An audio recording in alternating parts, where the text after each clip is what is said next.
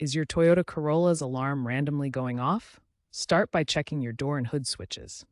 These sensors can trigger false alarms if they're dirty, misaligned, or corroded. Use a multimeter to test their resistance, which should be less than 1 ohm when the switch is closed.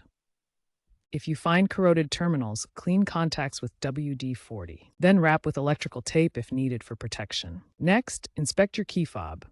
Weak batteries or signal interference can prevent it from disarming the alarm. Try replacing the battery or reprogramming the fob using OBD2 tools. Also, be aware of potential design flaws in fob battery compartments that can drain power. If problems persist after these initial checks, consider having your car professionally diagnosed to avoid voiding warranties. If basic fixes don't solve the issue, the alarm sensitivity might be the culprit.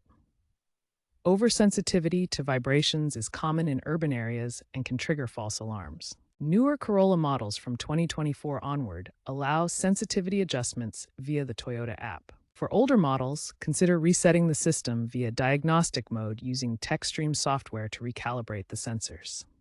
Remember, the alarm system relies on the body control module, integrating with the immobilizer.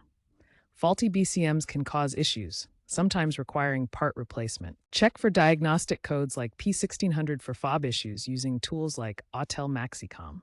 Also, ensure proper grounding and check fuses, as these resolve a significant portion of alarm problems. Stay informed about recalls and software patches, as Toyota frequently addresses alarm system issues with updates, such as the recent recall affecting 2019-2023 models.